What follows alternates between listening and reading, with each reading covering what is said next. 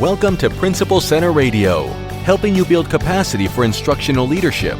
Here's your host, Director of the Principal Center, Dr. Justin Bader. Welcome everyone to Principal Center Radio. I'm your host, Justin Bader, and I'm honored to welcome to the show Eric Kalenze. Eric's career in education has included posts in teaching, coaching, administration, and consulting, and he's the author of the book Education is Upside Down, Reframing Reform to Focus on the Right Problems, and a regular contributor to EdWeek, the Education Post, and his blog, A Total Ed Case. And he's the author of the new book, What the Academy Taught Us, Improving Schools from the Bottom Up in a Top-Down Transformation Era. And now, our feature presentation. Eric, welcome to Principal Center Radio. Hi, thanks for having me, Justin. So, Eric, this book is interesting in so many different ways, but I think one of the first things we should let our listeners know is that this book is written about a school that you worked in for many years, correct? Mm-hmm. Yep. Tell us a little bit. So when we see What the Academy Taught Us, we're talking about your school that you taught in. Tell us a little bit about the context that this book came out of. Well, I think building on the first book that I wrote, so Education is Upside Down, I didn't do much anecdotal. In fact, none. It was very, very academic. When I started to think about how we might actually reach more people and certainly get more teachers listening and kind of what I was observing from the field and what folks tend to read, I just wanted to do something that was a little bit more based in, teachers' day-to-day experience, administrators' day-to-day experience. And I felt like, though I wanted to talk about continuous school improvement, and that could be told in a very academic way as well, I thought I was sitting on a great story in that I lived one as a teacher, like a really positive continuous school improvement experience that really grew up from the classrooms at a school that I worked in. Once I started going back to that experience and thinking about how positive it was, I thought I could really, go back and talk to former teachers, and I could talk to former students who are now 10 years out from that experience to gather data on did it work and all those things. And really, it just kind of kept spinning away in terms of giving me great material. And so I thought, instead of talking in this very academic and purely objective way about continuous school improvement, which I think the book ultimately gets around to, I can show this study that is not just of that school, but that also resembles a lot of what I'm seeing out in the field, and that I thought would be a very relatable and identifiable kind of story to couch the entire argument in. Yeah, Eric, it's interesting. When I first picked up the book, I assumed, okay, well, Eric was an outside researcher studying this school. And certainly it has that heft to it and that degree of seriousness to it. But you were actually an insider, a teacher in this school during this entire period, correct? Yeah, and it spans really 2004 to 2008. So it's a ways back now. At no point while I was living it between 2004 and 2008 did I think I should write about this someday, because I had no designs on someday being a writer. But as I've gotten further out into the field and doing more, leadership type things, I would just kind of keep coming back to a lot of what I base my leadership work on is based on lessons I really learned as a teacher there, and as experiences I got as a teacher leader there from my principal. So yes, I wasn't descending on the school to go learn about it. It was kind of going back in time and having to do a lot of research with my former colleagues and kids to kind of recapture some of that. And plus, we also got the great fortune of, I think I'd said things to my colleagues once upon a time, like, let's save as much of this as we can. You never know when we might need it. And Kelly Klecker, who was the math teacher in the academy, for example, had a whole binder full of documents that we'd collected from the kids, and that was a gold mine. So, yep, I was able to do the research with, even if I had to get in the time machine to do it. But well, it's so interesting to think about all of the reforms that are, currently underway in a school. And, we have to tell ourselves on an ongoing basis, someday we will see the fruits of our labor. We'll know how this all turned out. But in the meantime, while we're doing that work, while we're implementing reforms that are still in progress, we don't really know how it's all going to turn out, right? We need that time to pass. So it's so interesting that you're able to reconnect with students and former colleagues to get that perspective. I appreciate you saying that, especially because I think also at that time, this book it straddles the period between when I think site level leaders had a lot more autonomy in larger districts and even smaller districts, and with kind of like the accountability era kind of moving in behind the behind the passage of No Child Left Behind, and when tests hit and when evaluation hit, and a lot of really centrally imposed, for lack of a better word, centrally imposed improvements started coming from central offices. This is when you started to notice the eclipse happening. And that's kind of like what happens in this book is a lot of really promising things started going on that school found wholly run off the road. And so where on the one hand, we have to let things mature to see how they actually turn out.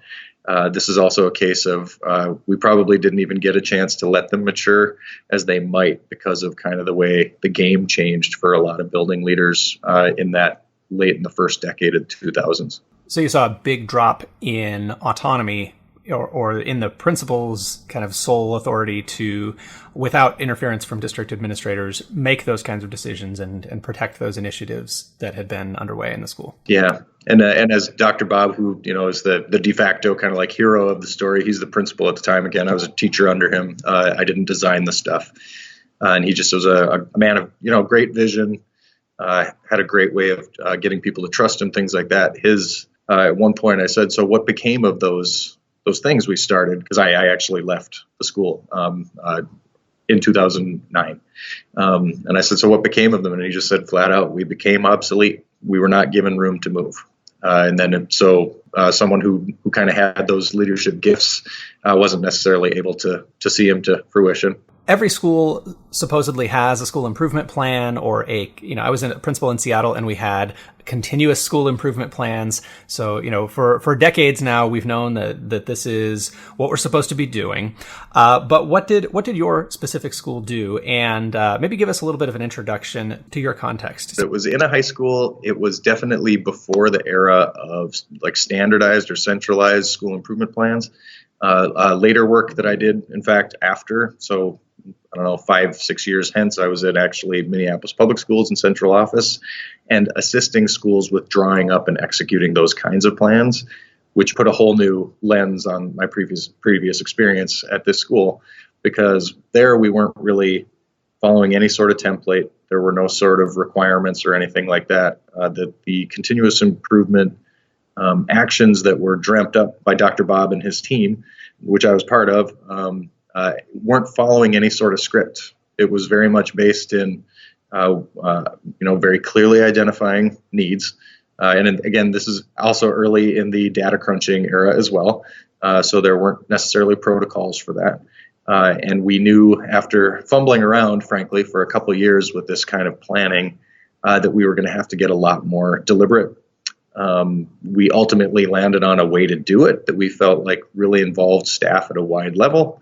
As opposed to the school improvement plan being created in the office by principal and perhaps 2 helpers and not many people outside that blast radius knowing what was going on. We figured out ways to really reach the entire staff and say, we're going to need all of us lifting on this to make it a truly comprehensive school improvement plan and not just an expression of a list of goals, for instance, that, that might be goals, but no real actions tied to them. We learned as a team right away we were going to have to do some things together. Okay. In the heart of all of that, there was a thing, and just for the context of the book, was the Sophomore Academy. Sophomore Academy was a school within a school for at-risk sophomores. By at-risk, I mean as based on data, not in a general descriptive way. But we used kind of like before the term early warning system had really kind of come about, Dr. Bob and his administrative team had determined that the kids who were below a certain credit threshold were almost guaranteed to either not finish school with us or need additional time with us to earn a diploma. He found out that threshold happened in the sophomore year. So he said, for a bunch of kids that we're going to have to somehow identify before they come in, we want to give them a lot of extra help. Okay. And he handpicked 4 people who would become those kids' like the center of their world at school. They barely left us. So the 4 core teachers, and a lot of the things that we tried in that setting were things that became school-wide policies that we felt would go a long way toward our improvement. They were sometimes tough sells for the rest of the building. Like when you'd say something as simple as, we have a high incidence of behavior incidents that were taking place in the hallways. Okay, plus kids were kind of going back to their lockers as a crutch, and so weren't showing up prepared. Well, one way we eliminated that in the sophomore academy was no passes ever. Okay, simple policy. Some would find it draconian, but we said no passes ever. And I was one of the folks who was against it within the academy, but then was able to sing its praises a year and a half later to the rest of my staff, in that, like, you will never believe what happens when you put a premium on in-class time through an action like that. Okay, so, and then nobody's in the halls to get in fights anymore. No kids are roaming the halls aimlessly for 40 minutes, and every kid shows up prepared. I'm like, it's a miracle. But we had to build it across the entire team, which was hard, but you started to see people actually talking to each other about how to pull it off. Okay, so I think that's kind of how all the links in the chain add up to school improvements. Is they began as simple actions that then teachers held each other up in order to carry out, not just a principal walking around to make sure that's what people were doing or to hold them accountable for, staying true to this policy. It was people saying, my kids still aren't showing up on time. What can I do? And coming up with novel solutions together. So, Eric, you were working in a large, comprehensive suburban high school, right? So 10th through 12th grade, students came in at 10th grade, and the sophomore academy was developed first as kind of an early intervention for students who were at risk of not being on track for graduation. Take us into a little bit of the origin of the improvement work. Did this come out of, any kind of crisis, or just a vision, or what led to that continuous improvement work that you describe in the book? Yeah, I think with Dr. Bob, he was always planning for a time he wouldn't be there. Okay, so like that's kind of how he put it, is at some point he had to figure out some way for the people currently in the building to continue having the building they wanted to have after he was no longer there. And that was kind of how he would say it, like we're planning for a time where I won't always be here, so you don't get free reign, but at the same time, we're going to have to do this together. And then he could kind of keep a hand on the tiller of the improvements. But it was not the sort of thing that was, like I say, imposed on the building. It was, we were entering the age of using data to make better decisions, but we didn't have a very robust data system, nor did we have any sort of system for looking at it as professionals. But we knew some things were changing. We knew some accountabilities and some penalties were about to be levied and things like that. I mean, we were entering the age of No Child Left Behind, and all of a sudden we had piles of performance data we never had before. And so I think there was an awareness that we were going to have to get better at it. And this is kind of what Dr. Bob installed to make that so, even though there was very little guidance. Well, I love that forward-thinking vision that, it may sound a little bit depressing to think, okay, I'm not going to be here someday, but really he's thinking about his legacy, right? And, what's going to become a part of this school that's not dependent on any one leader, but that's really built into the culture and the way the school does things. So how did that culture kind of manifest, and what did you do as a team to set a vision and bring it into reality? That school had a reputation for having long time staff. It was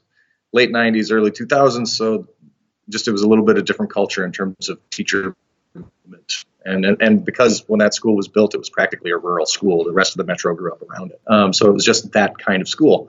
And in fact, when I got my job there in 1998, somebody joked to me, someone else in the district said, "You made it onto Mount Rushmore." Okay, as that same group of people has been there forever, and then it was me and somebody else. So as you can imagine, when a principal that started saying we're going to do things really different, and we're going to have to because we now have these tests and things, that was met with a lot of resistance. Okay, that the veteran staff did not necessarily like being told they were going to substantively have to change how they do what they'd done for a long time, and he had to sell that. So that was a challenge to the culture. But you're exactly as you said it is. We were trying to change the way we did things around here, okay, and make it a cultural thing and not just an imposed thing. So we had to be very careful about how we went about that. But I think the methods we chose, and this wasn't the academy necessarily, but another team that's described in that book that's called the Continuous School Improvement Team. We figured out early on we had to really involve the rest of the staff when it came to for instance, when we prioritized, these are the three things. We had a three-pronged mission basically every single year. And all we wanted to do was choose one school-wide action per year that we could all sell out on. Oh, that's definitely wrong. You're supposed to do 10 things at once. I know. Right? Every year, 10 new things, right? And I've seen that. In my consultation work and things like that, I've been to many principals' offices, and they'll point me to the bulletin board of these are the things we're working on right now. Okay. And they'll have them neatly prioritized, and it'll be literally 12. I mean, I've seen 12. I'm like, you cannot be working on all these simultaneously. Like, I'm sorry. Like, if when everything's a priority, nothing's a priority. That was kind of one of our big kind of bailiwick or, red letter sayings. We had to prioritize some things, and we had to make them as actionable as possible, and then sell them. When someone didn't get their preferred choice as this is what we want to improve, doesn't matter. Like, as a building, this is what we're doing. Maybe it comes up again next year. And I must say, and I think there's a lot of quotes in the book of people at the school still, and I'm not there, but look back on that time fondly, where they say, once upon a time, we did get more of a say in this. Once upon a time, it felt like we were more together on these types of improvements. And I felt like that was a great pat on the back of the culture we created. And you said there were 3 priorities for the year, or how did that work again? Yeah. Well, the mission that we always say and I don't have the exact wording in front of me, but our mission was, we wanted to help kids become better academic learners, wanted to help them be better citizens, and we wanted them to work toward their personal fulfillment in some way. Okay. So we would try to translate those into, and every single year, those were the 3. So as opposed to current school improvement plans that I've seen, worked on, helped work through, for the state and things that will be like, you must articulate a reading goal. You must articulate a math goal. It was like, nope, our 3 priorities are this, this, and this, and attaching a very specific action to each. So one year, we instituted a building-wide reading initiative and time during the week when kids would just read more pages with the sole goal of increasing their reading volume per year. Okay, seemed like a small thing, but it was like moving mountains. There were people who teachers who said, there's no way I'm making time for that. And it's like, that's going to be the expectation. We voted on it, and another one, when I talk about the building-wide no locker pass policy, that was the citizen one. Okay, 1 year, all year we're going to, link arms together, and this is something we're all going to do. And it doesn't work if I enforce it, but you don't. Can we agree on that? Yes. Okay. Now, how are we going to make it work? So simple policies one at a time that sometimes felt small, but I think really had a huge impact on the learning culture. So students, we were able to uniformly raise certain expectations for kids, but then it also created this professional culture of, heck yeah, we got to say what we wanted to improve on and could work together to improve on, as opposed to the district says we're going to be, everyone must do more math in their classes, even if you're a social studies teacher, because we have a math goal, which is, and I've literally seen that kind of improvement strategy or goal attempt to be rolled out. And it's like, no, we had to figure out ways to make it things we could all do and get better at together. And then moving on to the next year, the assumption is the 3 things you improved on last year, we made them permanently part of the culture. Okay. And then we just stacked the next set of 3 and so on and so forth until we kind of have a way of doing things. And that's how you build culture, right? One piece at a time. It's like building an institution. And really, I love that stacking idea. It's funny years later to think about a time when everything was not so driven by these accountability goals, and sometimes it feels like the goals that we have, we're going to improve this particular test score from, 78% to 84%, whatever, like those specific quantitative goals often feel like kind of magical thinking to me, and I think it's great to have things that we can measure so that we can see what progress we're making.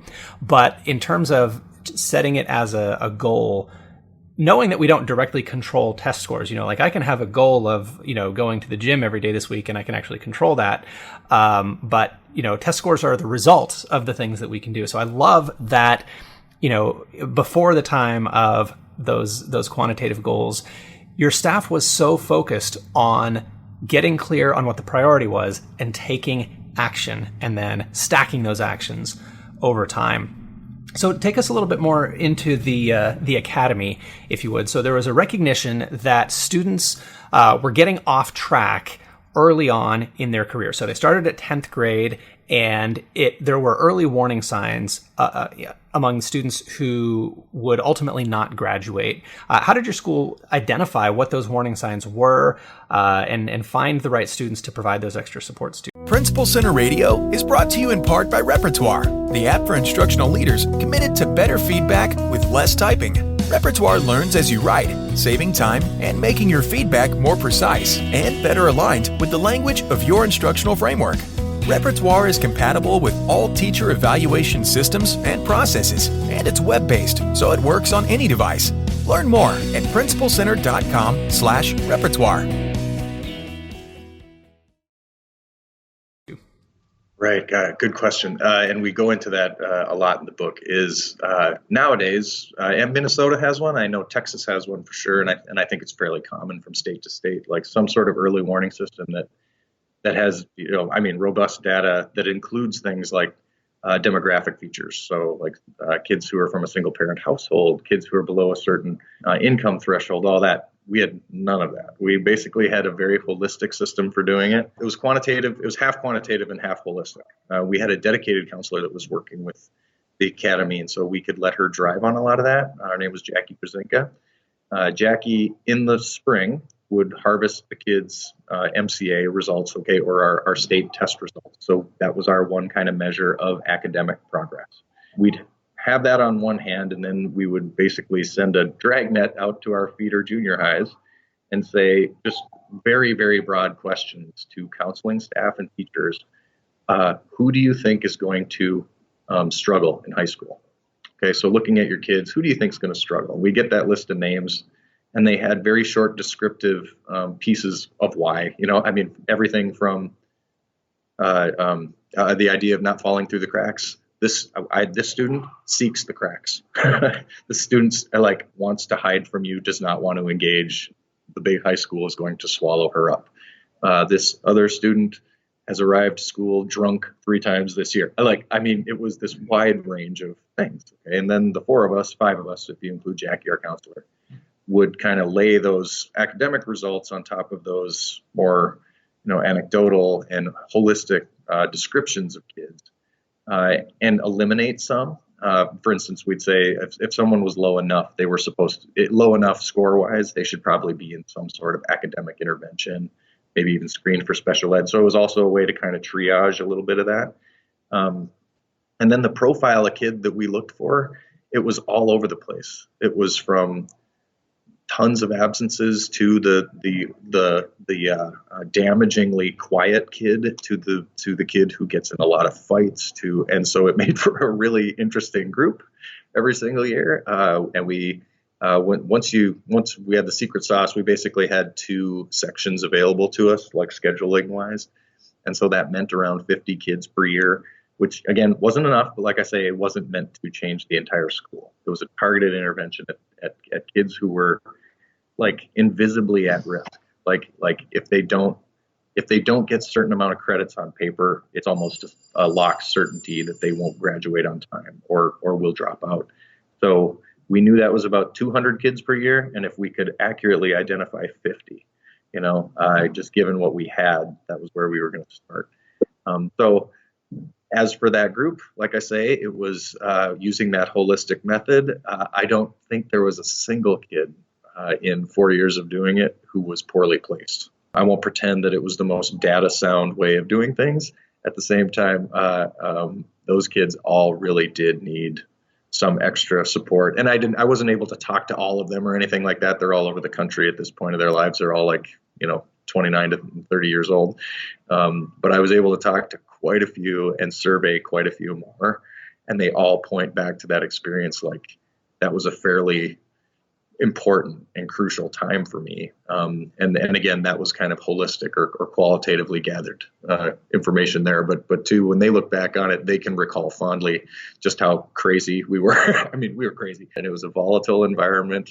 Sometimes it was a adorably apathetic environment. We had lots of peaks and valleys. The book describes quite a few of those sorts of things that we had to manage. So I'm struck by the extent to which this environment or this academy was designed for this particular group of students that you identified. That, you recognized that, a large comprehensive American high school is kind of its own beast. It is its own, it functions in certain ways. And for a lot of kids, that environment does not set them up for success, right? So you developed this academy working together, not driven by a lot of the accountability systems or the reform practices that we have today, but just as educators, looking at the available data, looking at what you knew about students and what they needed, you designed an environment that you believed would be more supportive for them and better for, more conducive to getting them to graduation. And then that kind of served as a design lab of sorts for the school as a whole. Is that right? Yeah, and that part I don't think was intentional. There were two of us that happened to be both academy team members, and then we're on Dr. Bob's continuous school improvement team as well. The two of us got a little jaded, I suppose, in that PLC movement was also coming in at this time. Okay, so we were going to have to formally meet together, all these things. I got spoiled forever on PLC because I had the academy. It was the greatest. It was the mother of all PLCs in my life. Nothing has ever come close. My English teammates could never provide it. God love them, but talking about kids in that way and designing actions, it was the most productive, great PLC ever. Anyway, we took that same jadedness that we had against PLCs into the CSI planning. So when we started discussing like whole school things, and we would inevitably, we go down some of the similar roads of behavior and academic habits and things like that, the two of us would inevitably say, well, here's something we do with our 50 kids, but you wouldn't believe, how that transformed things, and sometimes that would punch out into the larger environment. Sometimes the things we were doing were just, nope, we can't do that for an entire school. So it was inadvertent. I don't think that was ever, and two, had the two of us not been on both teams, I don't know that they would have surfaced. But we were just very, proud of the stuff we were putting together, and it often translated to wider school effect. Yeah, well, and I think it's no accident that the agility and the willingness to experiment were located in that smaller, kind of more nimble group. You've only got 4 faculty members, 50 students. You can pivot. You're not a cruise ship trying to turn on a dime. It's a much smaller group out of, you said 2,000 students total? Yeah, I love that you bring that up, Justin, because importantly, and I say this a lot in the book as well, and this reflects my own experience, in school improvement work since. It was important that the things we were trying to make more school wide, or that began to be school wide, were things that we could point our colleagues to as happening with kids in this school, not some abstraction of something that worked in Portland, or somewhere in Arkansas. It wasn't an abstract case. It was like, this succeeds with kids who are here, and we could tell you so. And so that's not in no way is that an advertisement for not using evidence from elsewhere, because I'm all about that. But I think teachers are often very skeptical of improvements that come outside the local context. They'll say, well, that may have worked there, but that can't work here. Or look at the kids in that instructional video. Okay, they're all private school kids, obviously, and they'll dismiss many things out of hand.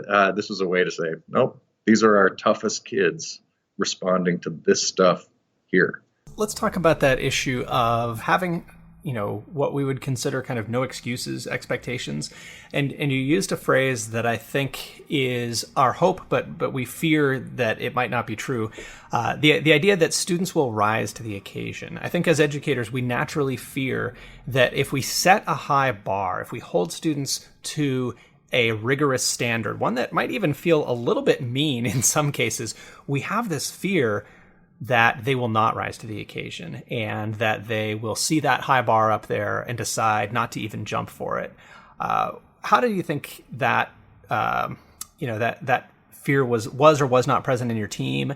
And how did some of those concerns kind of shake out? If you've got students who potentially, definitely have the potential not to rise to the occasion, how did you deal with that fear and that tension that maybe, is this the best way to set kids up for success? Yeah. Well, I certainly had it. I mean, I was one of the more permissive members of the academy. I'm bar none heading into it. And again, it's one of the reasons that I really wanted to write about the academy, because I'm very fascinated with how professionals grow and how they might change their minds, what it takes to change their minds, because I had my mind changed by my colleagues. I didn't know maybe how much kids could do until I was, one, convinced to do it by colleagues I trusted and people who would hold me up in doing it well as I struggled. So when I was starting to cave on, but you look like you really need to go to the bathroom, and I'm like, no, you're going to stay, and then I might run to one of my two less permissive colleagues and say, how do you navigate that? Okay. Like what do you say, and they would give me tips for that. So one, I wasn't completely just raising a bar and then leaving it there and crossing my arms and saying, that's now the bar, kids. So I think that's one side of it is professionally, do you have the support to help you, hang on to the bar, okay, and stay where you need to, okay, with it. Two, there's the other side, which is I don't know that you can necessarily, and this is experience talking. There's no research or anything. This is my take. I don't know that you can raise that bar until you've convinced the kids how much you love them. You know what I mean? Like our kids knew you're doing this because you care about us. Okay. And I think they doubted it, like not even a bit. Like unequivocally, they knew we think this is good for them. And we were able to frame it in a way all the time. And we were very careful about our messaging. Like, this is why we're doing this, not just because we love you, because I think that can ring hollow. Okay. But try to connect it to the habits you'll need someday. And because I care about you, I need you to sharpen these habits, or at least know what's going to be expected and be able to operate within it. So it's a two-way thing. Like, are you supported with your colleagues? And then do the kids know you love them enough that you can pull off a heightened expectation? Yeah, I'm so glad you mentioned that. The caring, the personal regard, the relationship, having to be there in order for the high expectation to be effective. Let's talk a little bit about academics, if we could. So what were some of the discoveries that you made about what made a difference for students academically? Students who had not had a great track record academically up to that point were at a high risk of not passing core classes. What did your small team within a large high school do and discover in terms of academic support? Well, I won't pretend that we made A students out of D students or A students out of F students, or A students out of kids who had 50 absences the year before. Okay, there were a lot of that sort of Rome is not necessarily going to get built in a day. What I did see absolutely was a distinct change in habits, a distinct change in self-belief. And I actually did, back then, we had the basic skills writing test, which was in Minnesota, the kids had to sit for a writing test. That test is now off the boards in Minnesota. But I had one group where every single one of my academy kids passed the basic skills writing test on the first try. I'd never gotten that at that point, 8 years of teaching English. I'd never once achieved a 100% passage rate. But I will not pretend that that's because they went from not smart to smart. They were already smart. Okay? The difference between, I think, themselves in 10th grade and 9th grade is they were actually taking their teachers seriously and then putting into motion what they've been taught. Okay, that's it. I think that was the big difference.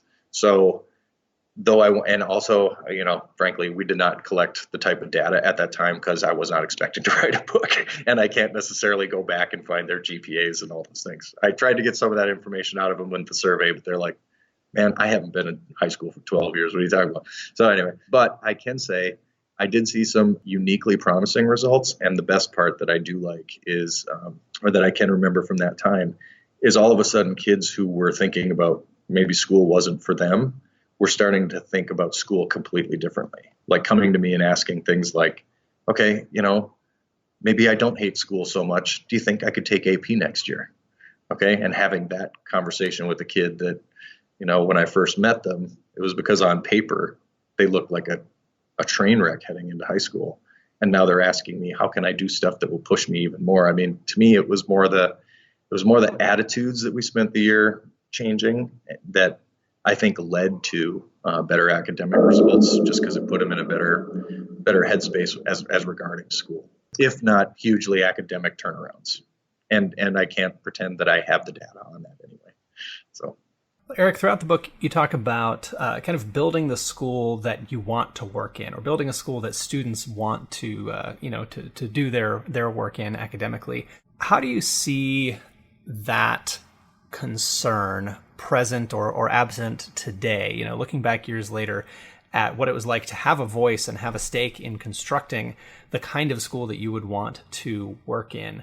Are we off track as a profession today? What do you see happening in our profession relative to that? I feel like, and this is what I've just picked up from, and I'm all over the country and talking to people on social media all over the country, things like that. I'm seeing a lot of people who still love teaching. Okay. They still believe it's like the right thing to do, but I think they've really been lulled into maybe a deeper sense of this too shall pass than has maybe ever been seen. Because I think kind of like the way initiatives do come in, and kind of take over our lives and erase the previous thing you might have liked to work on or deprioritize, like that sort of thing has really worn us down, I think, as a profession.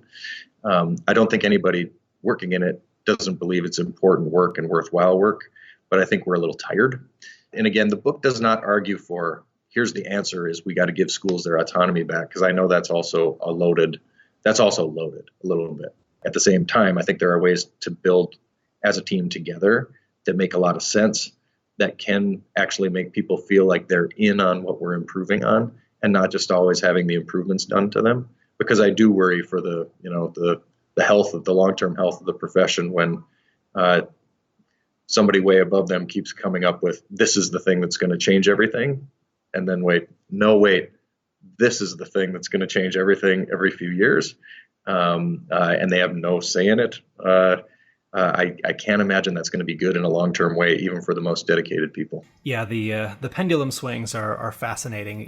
To look at what was being done in the 1980s and then see the swings away from that and then the swings back. Anytime you've seen, mastery learning, become popular and unpopular and popular again, and if you're, for any of our listeners who are younger educators, if you are under 35, you might have come in the middle of one swing and then, we're a couple swings later. But I think being able to be a little bit, transported back in time a bit to see what was happening. I think as younger people, we get the idea that like every intelligent idea has happened in the last 5 years. And everything that people were doing before that was just terrible and everybody was stupid. And it's so refreshing to know that almost everything that we're a part of in education, has been around a long time. Maybe it was hidden by pendulum swings, but there has been a core of wisdom in our profession for decades that in a lot of ways, despite all those pendulum swings, and despite all, the additional insight that we've gained over the years, has not changed too much. So the book is What the Academy Taught Us: Improving Schools from the Bottom Up in a Top-Down Transformation Era. Eric, if people want to get in touch with you or learn more about your work, where's the best place for them to find you online? It's just at erickalenze.wordpress.com. Well, Eric, thanks so much for joining me on Principal Center Radio. It's been a pleasure. Thank you, Justin. Thanks for listening to Principal Center Radio. For more great episodes, subscribe on our website at principalcenter.com/radio.